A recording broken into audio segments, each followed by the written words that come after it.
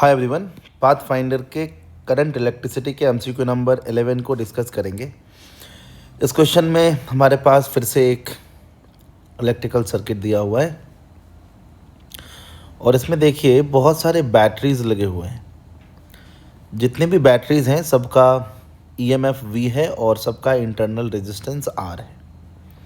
और यहाँ पर आपको दिख रहा होगा, ये दिख रहा है 4R 4R 4R ऐसे कनेक्टेड है। बैटरी का जो ये ईएमएफ है that is unknown. EMF is not known to us. ये 4R है और ये R है, बैटरी का इंटरनल रेजिस्टेंस।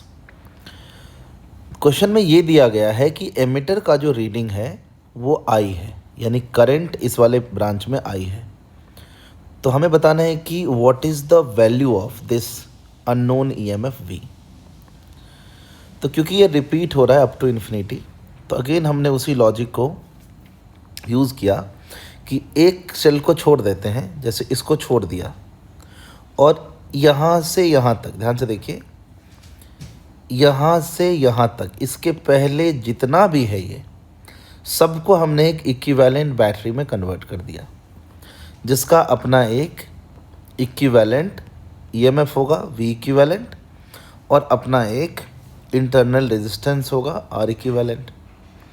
तो जैसे हम इससे इधर सबको हटा दे रहे हैं और उसको रिप्लेस कर दे रहे हैं with one voltage V equivalent, one EMF and one internal resistance R equivalent, तो अगर इन दोनों पॉइंट के अक्रॉस भी हम इस पूरे को कंसिडर करें तो वही V इक्विवेलेंट और R इक्विवेलेंट आना चाहिए। क्यों? क्योंकि एक यूनिट से कोई फ़र्क नहीं पड़ना चाहिए, या इतना कम फ़र्क पड़ रहा है कि वी कैन नेग्लेक्ट इट। तो वही लॉजिक हमने लगाया यहाँ पर। पहले हमने इस वाले पार्ट को हटाकर एक V इक्विवेलेंट R इक्विवेलेंट लगा दिया और इस सेल को साथ में कंसिडर कर लिया। ठीक है, अब हम क्या कर रहे हैं, हम इस पॉइंट के क्रॉस R इक्विवेलेंट निकालेंगे इससे, और जो भी R इक्विवेलेंट आएगा उसको इसी R इक्विवेलेंट के बराबर कर देंगे। तो R इक्विवेलेंट निकालने के लिए क्या करते हैं, मान लीजिए ये दो बैटरी है, तो R इक्विवेलेंट निकालने के लिए आप वैसे ही R इक्विवेलेंट निकालते हैं जैसे बिना बैटरी के निकालते हैं। तो यहाँ पर इसका हो जाएगा R into R equivalent by R plus R equivalent plus ये 4R मिलके टोटल इक्विवेलेंट रेजिस्टेंस इन दोनों पॉइंट के क्रॉस हमारा आ जाएगा।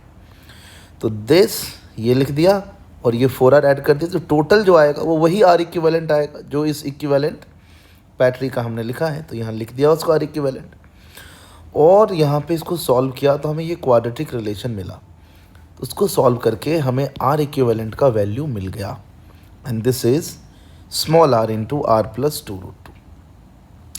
अब बात करते हैं वोल्टेज की, या EMF की। इन दोनों पॉइंट के क्रॉस जो इक्विवेलेंट बैटरी होगा उसका वोल्टेज यही V इक्विवेलेंट आना चाहिए। और इक्विवेलेंट बैटरी का जो हम निकालते हैं EMF, वो कैसे निकालते हैं भाई,